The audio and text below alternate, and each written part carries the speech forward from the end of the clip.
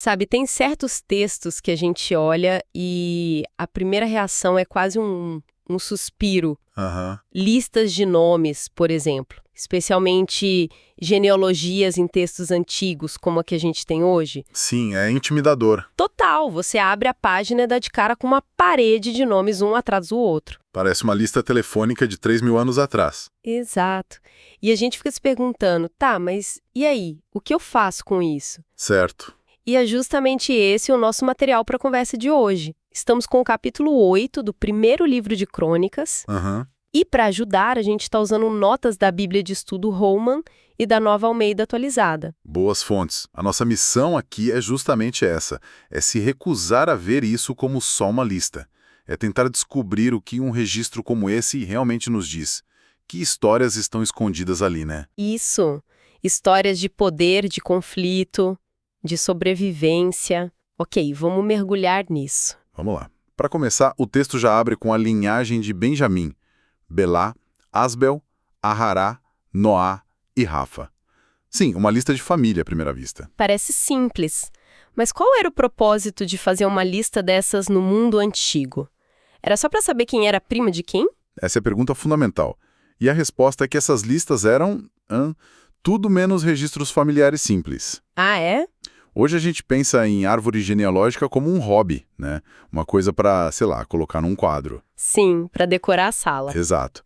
Naquela época, uma genealogia era um documento político e social com um peso, assim, enorme. Político? Como assim? Pense nela como uma combinação de certidão de nascimento, escritura de terra e até uma constituição. Nossa, Era a genealogia que definia quem tinha direito à herança, quem podia reivindicar terras e, o mais importante, quem pertencia a qual grupo. estabelecia a identidade da pessoa. A identidade e a legitimidade de um rei, de um sacerdote, de uma tribo inteira. Era tipo o esqueleto da história de um povo. Sem ela, você era socialmente um ninguém. Então, se é o esqueleto, a gente deveria conseguir ver onde os ossos foram quebrados, por assim dizer. Exatamente. E o texto dá essas pistas. Lendo com atenção, parece que o autor deixou umas dicas, né? Porque a lista não é monótona. Tem uns versículos que saltam aos olhos. São como pequenas anotações nas margens do documento oficial. E são elas que dão vida à lista toda. A primeira que me chamou a atenção foi o versículo 6. Ele fala dos filhos de um certo Eude, que eram chefes de famílias. E de repente diz que eles foram transportados, ou como algumas traduções colocam, exilados, para um lugar chamado Manate. Essa palavra é muito forte, exilados. Muito. Isso não soa como uma mudança voluntária de jeito nenhum. Não mesmo. É um termo que carrega um peso de compulsão, de perda, um deslocamento forçado. E a gente não sabe por quê, né? Não sabemos os detalhes. Se foi uma guerra perdida, uma briga política interna, mas o registro faz questão de notar. Este clã foi arrancado da sua terra. Isso já diz muita coisa. Diz que a vida dessas famílias não era nada estática ou pacífica. Havia instabilidade, poder sendo usado com violência, e a memória desse trauma foi preservada ali. Mesmo que numa única palavra. E logo depois, no versículo 8, tem algo ainda mais inesperado. Ah, sim. O caso do Saaraim. Isso.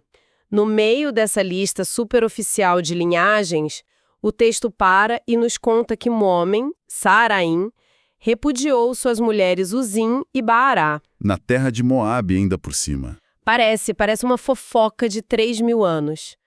Por que colocar um detalhe tão pessoal, tão íntimo, num documento desses? É uma pergunta excelente, porque parece totalmente fora de lugar. Totalmente. Mas se a gente lembrar que a genealogia é um documento de direitos e linhagens, o detalhe se torna crucial. Como assim?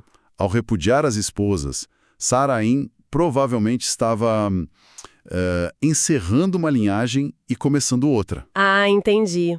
O texto continua dizendo que ele teve filhos com a nova esposa Rhodes.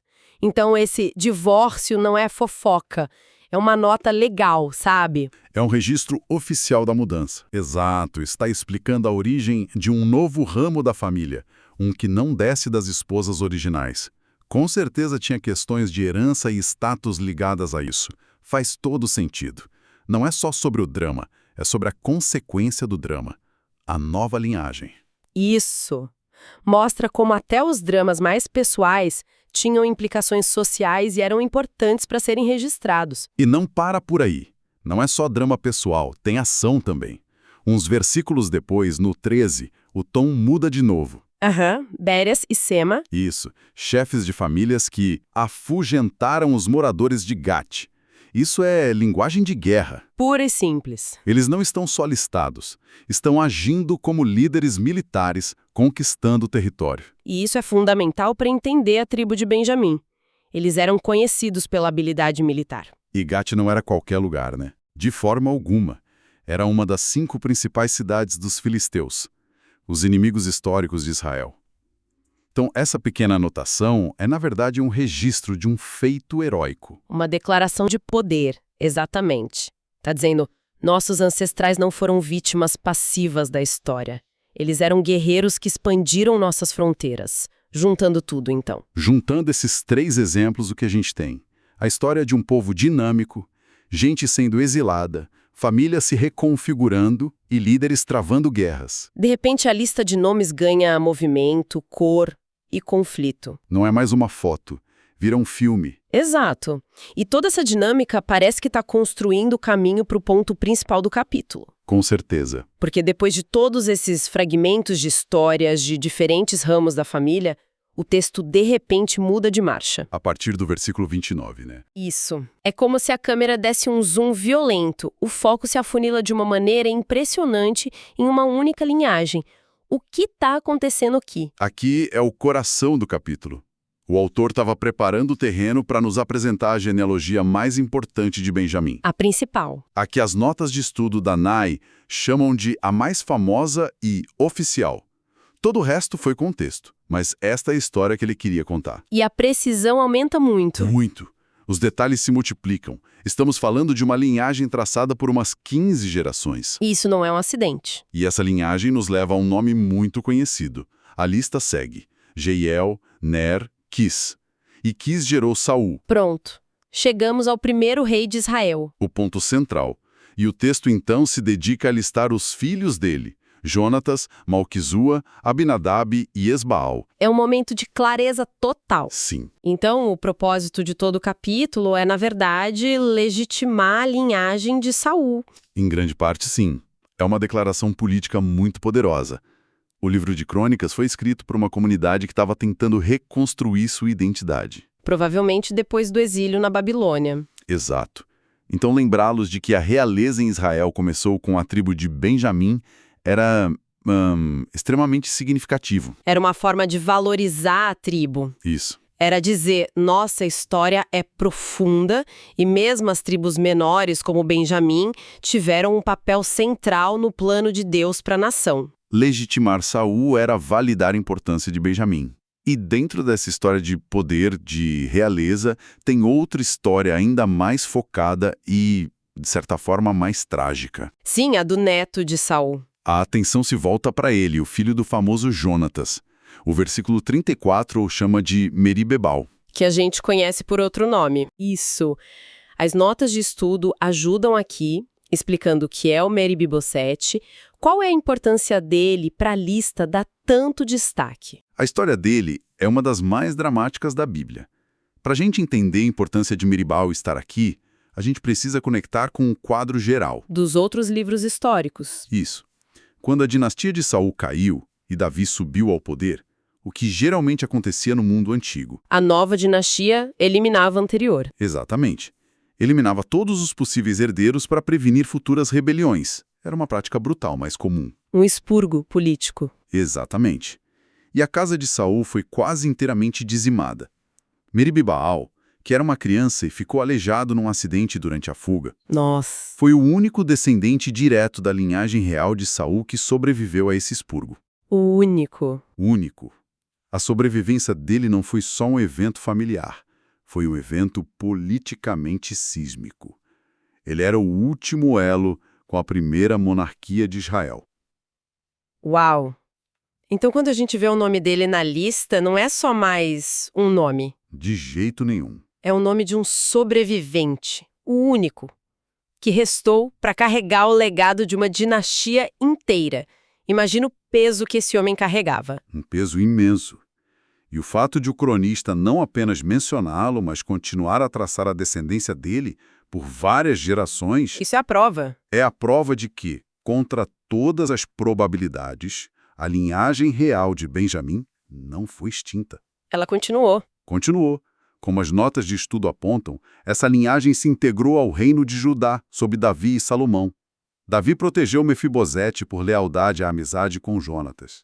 Então essa parte da genealogia é uma história de sobrevivência. De sobrevivência, de lealdade e da continuidade de um legado que parecia destinado ao esquecimento, e o autor faz questão de mostrar que eles não apenas sobreviveram, eles prosperaram. Ele segue a linhagem. O filho Mica, depois Acaz, Jeoada, Ázio. A lista continua, mostrando que a chama não se apagou. E o capítulo termina com uma nota que parece quase um triunfo. No último versículo, ele destaca os filhos de Ulão, descendentes distantes. Sim, e a descrição deles é muito específica. Eles são descritos como homens valentes, flecheiros e que tiveram muitos filhos e netos, 150 ao todo. A mensagem parece bem clara, né? Claríssima. A narrativa completa um círculo. Começa com uma tribo forte, passa por um rei, quase aniquilada, sobrevive através de um único homem aleijado, E termina gerações depois. com uma família numerosa e poderosa, descrita com as mesmas qualidades militares do início. É uma declaração de resiliência. Uma história de esperança. Exato. A mensagem era: vejam, mesmo quando tudo parece perdido, a linhagem pode sobreviver e florescer de novo. É esperança encapsulada numa genealogia. Então, o que tudo isso significa? A gente começou com o que parecia um obstáculo, uma lista de nomes impenetrável, e investigando os detalhes, as palavras foram de lugar, os zooms repentinos, ela se revelou um documento fascinante. Um mosaico de histórias. De exílio, dramas familiares, manobras políticas para legitimar um rei e, no fim, a sobrevivência inacreditável de uma linhagem real. Isso mesmo. No fim das contas, essas genealogias são um testemunho da importância da memória e da identidade para um povo. Elas ancoram a comunidade na história. Ancoram na história, lhe legitimam o presente. E como a gente viu, podem até oferecer esperança para o futuro.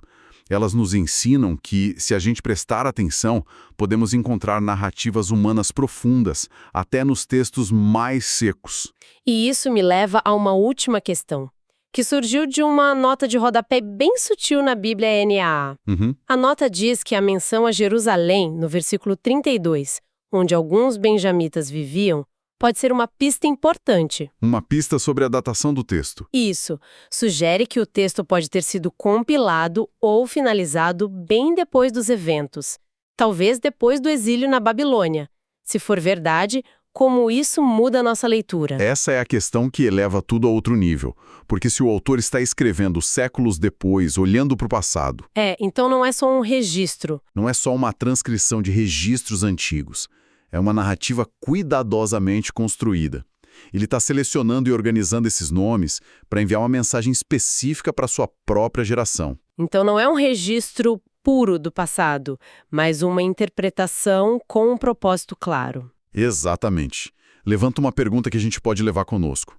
O estamos lendo um registro objetivo ou uma história teológica? Certo. Pense na audiência.